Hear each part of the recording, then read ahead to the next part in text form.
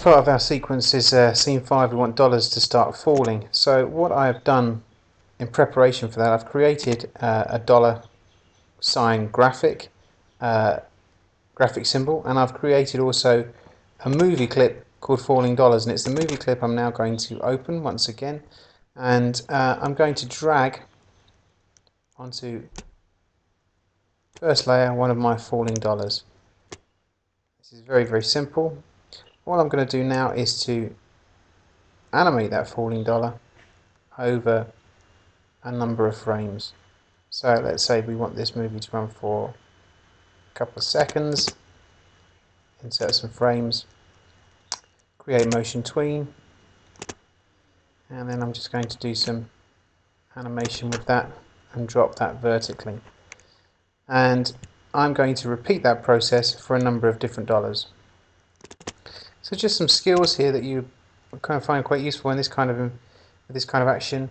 I can select all of those frames, copy the frames, and then paste them into a new layer. And that allows me then to make some changes. For example, I want to have a variety of sizes and a variety of locations of these dollars, so I'm just going to drag that one over to here, and just also drag the finishing point directly beneath it. Just position that so it falls dead vertical. I can also select one of those frames by just control clicking and selecting that frame, so I can drag that to where I want it to be. Obviously the more frames there are between the start point and the finish point, the slower the action, so we've got a variety of speeds happening here. Okay, I'm also just going to, at this frame, I'm going to change the size of this one by clicking on it, going to its properties, and I've locked the properties together so it changes proportionately. This one I'm just going to make slightly smaller, so they're in a variety of different locations. So I'm going to repeat that process and get all 5 layers sorted.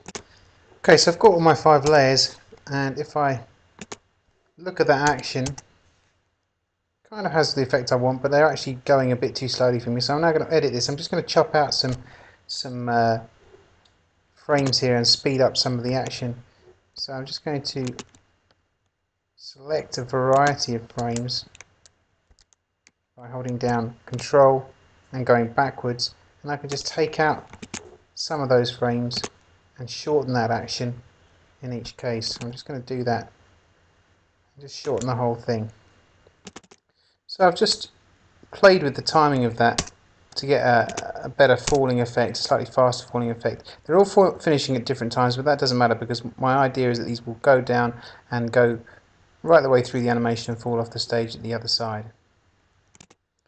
So all that's left is to create a new layer for that. I'm going to call it Falling Dollars, and I'm going to drag on at actually this point in time, because we want this to start when the falling prices words have come in. So I'm just going to drag that on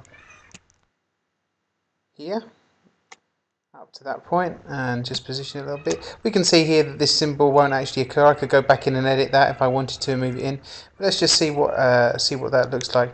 It's actually popped. It's actually started right at the beginning. So I'm just going to drag that keyframe up to here, because that's the start of the animation. I want it halfway through. So let's just see what that looks like. Okay, we can see our dollars falling. They're not quite low enough for me, so I think what I'm going to have to do is start the animation a little bit lower. So at this point I'm just going to drag that into here and give that another go and see what that looks like. So now they're coming all the way down to the bottom, and that's nice.